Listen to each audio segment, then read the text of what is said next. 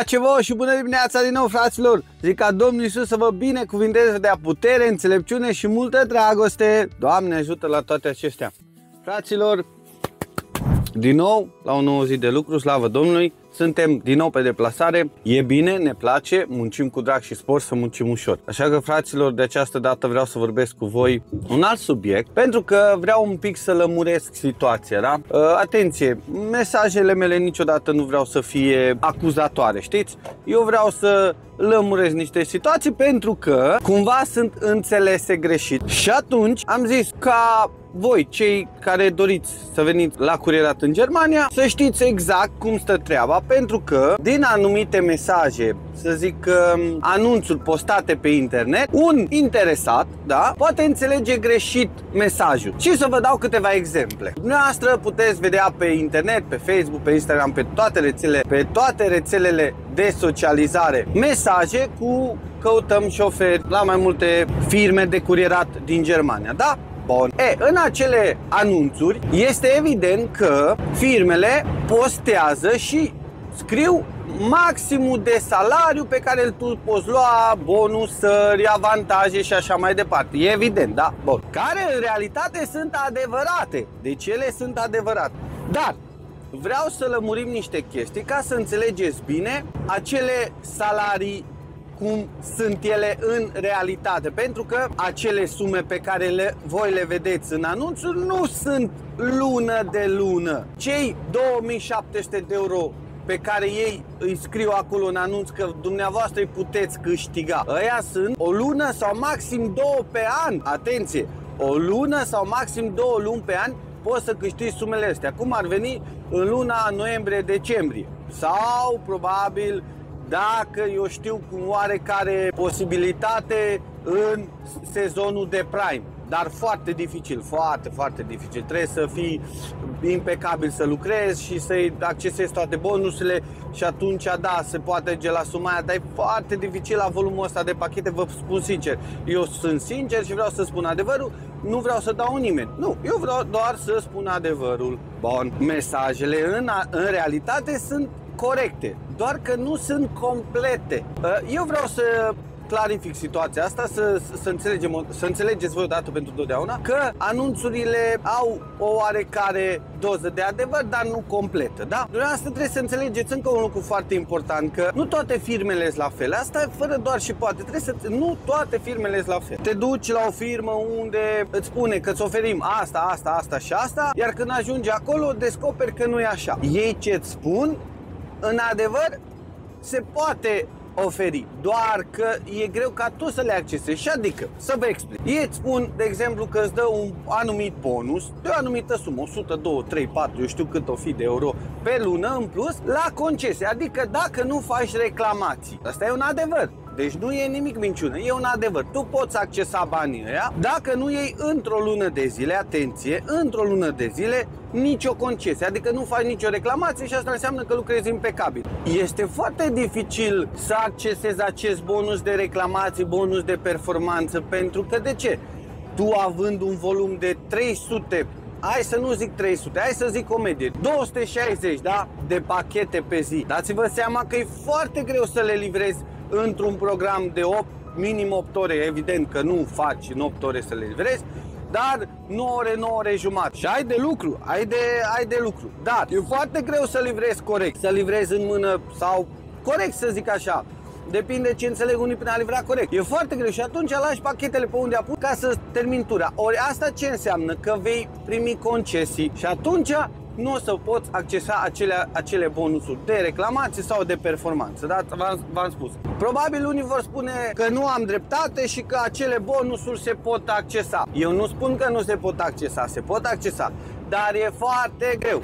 Îți trebuie cel puțin un pic de experiență, trebuie multe chestii, să cunoști zona bine, ca să poți să accesezi bonusul acela. Dar e foarte greu. Ori dacă tu îți montezi capul că zici, mamă, mă duc acolo, iau 2700, îți faci niște calcule, plătesc 1000 de euro chirie și mâncare, 1000 pot să o pun deoparte sau 700, 1000 trimit în țară. Bă, vă faceți niște calcule greșite, vă treziți când ajungeți aici și vă loviți de realitate că nu are nicio legătură ce v-ați calculat voi de acasă cu ce ați găsit aici. Și atunci e cel mai bine cei ce au nevoie cu adevărat de un loc de muncă să vină aici, să stea o lună, 2, 3, să vadă exact realitatea cum e, să vadă cum își gestionează banii, cu cât rămâne la final, cât plătește, cât cheltuielile ale, cât trimite acasă și cât poate să mai pună deoparte. Dar deoparte, dacă tu trimiți acasă, nu prea poți să mai pui ceva bani deoparte, pentru că evident încerci să-ți ajuți familia. Și atunci eu vă sfătuiesc, trimiteți toți banii acasă, că e importantă familia, da? Așa cum am spus mai devreme, veniți aici.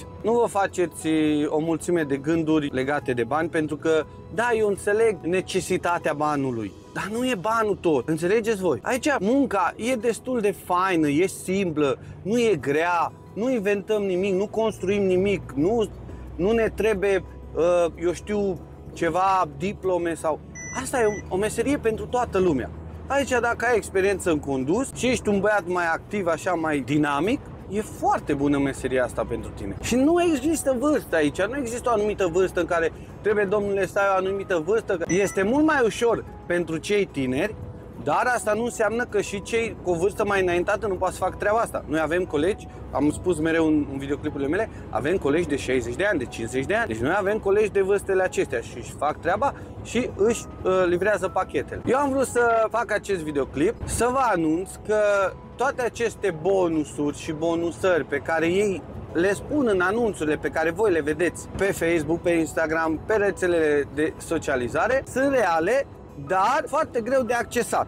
Aici vreau să fiu bineînțeles, ca să nu existe discuții. Cine vede videoclipurile astea de la alte firme să nu înțeleagă că eu dau cu hate în firme, Doamne ferește, nici n-am de gând să fac așa ceva. Vreau doar să informez corect cei care vor veni în Germania la curierat, da? Așa că nu vă faceți prea multe gânduri, prea multe planuri, idei și așa, pentru că vă veți lovi de realitate când veți veni aici și veți fi dezamăgiți, înțelegeți? Deci asta este o dorință de-a mea, în a-i face pe oamenii noi să înțeleagă cum funcționează un pic sistemul din Germania, da? Și nu numai din Germania, bănuiesc că oriunde e așa, dar oamenii să știe, nu? Pentru că nu mulți vin aici cu vise și, mă, nu e rău să visezi, nu e o chestie rea, că cu toții ne dorim să avem o viață mai bună, un trai mai bun, să câștigăm mai bine. De ce nu? Că nu e un lucru rău. Doar că, din păcate, foarte mulți rămân dezamăgiți când vin aici și se lovesc de realitate, înțelegeți? Deci, eu asta am vrut să vă spun, așa pe scurt. Probabil am mai omis câteva chestii, dar nu e nicio problemă, pentru că în viitor o să mai fac videoclipuri de genul acesta în care vreau să vă informez legat de toate anunțurile, de tot ce se aude despre firmele de curierat din Germania. Acum, sincer să fiu, pentru cei doritori care vor să vină în Germania, veniți liniștiți, cu inima deschisă. Este un job foarte fain, se câștigă bani suficienți în care să trăiți și dumneavoastră aici, în Germania, dar să trimiteți și bani acasă. Deci, credeți-mă, aveți posibilitatea aceasta, dar într-adevăr este un pic dificil, să zic așa, stând departe de familie, de copii, pentru cei tineri departe de părinți, iar pentru cei căsătoriți și cu familii, departe de familie, e evident, este cam dificil. Dar să știți că tot efortul acesta pe care dumneavoastră îl depuneți, la un moment dat va fi răsplătit, da?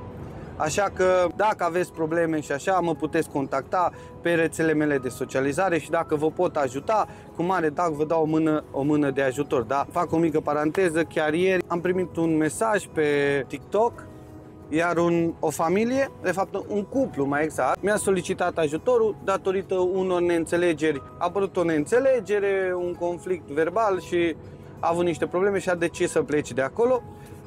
Mi-a scris, mi-a explicat situația, eu am spus că încerc să-l ajut, sigur, cu mare drag, dacă pot și reușesc. I-am dat numărul de telefon altui dispatcher de la altă firmă, el a luat legătura și acum așteptăm să vedem cum decurg lucrurile, ca lucrurile să meargă pe un făgaș bun. Asta e. Se mai întâmplă lucrurile acestea, nu-i de condamnat, ideile sunt diferite, gândim diferit, așa că, ce să zic, se mai întâmplă și chestii de astea și dacă putem să ajutăm, cu mare drag.